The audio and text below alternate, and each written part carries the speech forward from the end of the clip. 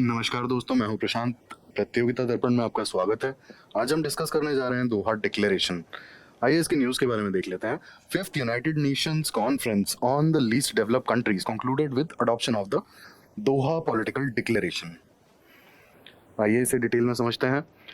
Doha Political Declaration was welcomed Doha Program of Action DPOA for Least Developed Countries LDC, which was adopted at the first part of this conference, which was held in New York in 2022, and second part of the conference was held in Doha, in which this declaration was adopted. अब इस declaration में कुछ चीज़ें recognise की जाती हैं, हम उसके बारे में डिस्कशन कर लेते हैं, थोड़ा सा इन्हें और डिटेल में पढ़ेंगे। फर्स्ट ऑफ ऑल, कुछ फेवरेबल रिजल्ट्स हैं, लेकिन इसके बावजूद भी गोल्स अचीव नहीं किए जा पाए जिस लेवल पे प्लानिंग की गई थी। इस्तांबुल प्रोग्राम ऑफ एक्शन में, Istanbul programme of action least develop countries के लिए एक प्लान ऑफ एक्शन था, जिसके अकॉर्डिंग रिकॉग्नाइज किया था इस प्लान ऑफ एक्शन में ह्यूमन एंड नेचुरल रिसोर्स की इंपॉर्टेंस को और कैसे उससे वर्ल्ड इकोनॉमिक ग्रोथ हमें मिल सकती है। ये प्लान ऑफ एक्शन जो था 2011 से लेकर 2020 वाले डिकेड के लिए था। अब दोहा प्लान ऑफ एक्शन की हम बात करते हैं। ये न्यू जनरेशन की बात करता है लीस्ट डेवलप्ड कंट्रीज़ के लिए, और जो इसका एक इम्पॉर्टेंट टॉपिक है वो ये है कि ये 10 साल के लिए 2022 से लेकर 31 तक के लिए 46 लीस्ट डेवलप्ड कंट्रीज़ की बात कर रहा है, जो कि सबसे ज़्यादा वल्नरेबल है, और इन्हें कैसे ट्रैक पर वापस लाना होगा जिससे कि ये सस्टेनेबल डेवलपमेंट गोल्स को अचीव कर पाएँ। तो ये बात की हमने दोहा प्लान ऑफ एक्शन की, जिसका सबसे इम्पोर्टेंट पॉइंट था ये। सेकेंडली, अब हम लीस्ट डेवलप कंट्रीज की बात कर लेते हैं। ये वो लो इनकम कंट्रीज हैं जिनके लिए कुछ क्राइटेरिया भी है अलग से। सबसे पहला क्राइटेरिया अपार्ट फ्रॉम इनकम अगर हम बात करेंगे तो वो सस्टेनेबल डेवलपमेंट कहा जाता है। Secondly, These countries are highly vulnerable for economic as well as environmental shocks. फिलहाल 46 लीस्ट डेवलप कंट्रीज हैं, जिसमें से मैक्सिमम अफ्रीका में है, और ये लिस्ट हर 3 साल में CDP यानी कि कमिटी फॉर डेवलपमेंट इसके द्वारा रिवाइज की जाती है। कमिटी फॉर डेवलपमेंट जो है United Nations economic and social council की एक कमिटी है।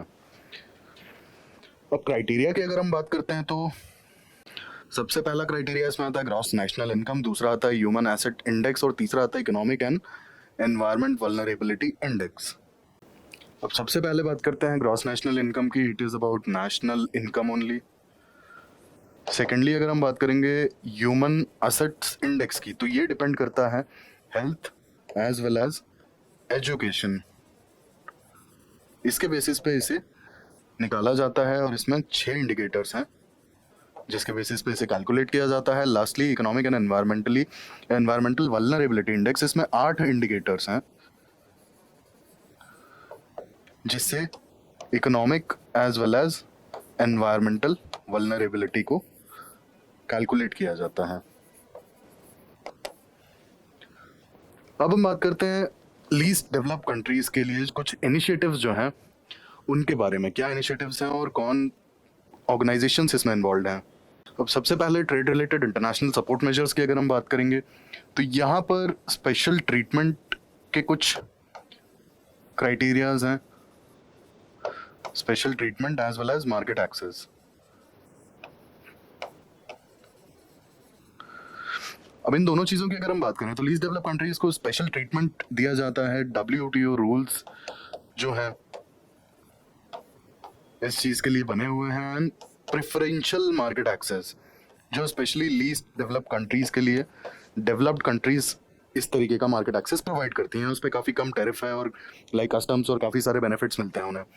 तो ये हमने देखा ट्रेड रिलेटेड सपोर्ट्स। अब हम बात करते हैं फाइनेंशियल एंड टेक्निकल असिस्टेंस की। UNDP United Nation development programme ये असिस्टेंस प्रोवाइड करता है, UNCTAD भी करता है। इंटरनेशनल फोरम्स भी हैं जो यहाँ पे financial as well as technical assistance provide करती हैं। Lastly, least develop countries fund, इस तरीके के फंड्स काफ़ी हेल्प करते हैं रेसिपिएंट कंट्रीज़ को ग्रो करने के लिए, और स्पेशली जब climate change, vulnerability related to climate change सबसे बड़ा इशू है, तो ऐसे केस में लीस्ट डेवलप कंट्रीज़ को फंड्स की ज़रूरत बहुत ज़्यादा होती है अपने लाइक इंफ्रास्ट्रक्चर डेवलपमेंट के लिए, जो कि स्पेशली क्लाइमेट रेजिलियंट हो, as well as economy which is resilient to the climate change। तो ये हमने डिस्कस किया लीस्ट डेवलप कंट्रीज़ के बारे में। ऐसे ही इन्फॉर्मेटिव वीडियोस के लिए हमसे जुड़े रहिए। Thank you, thanks for watching.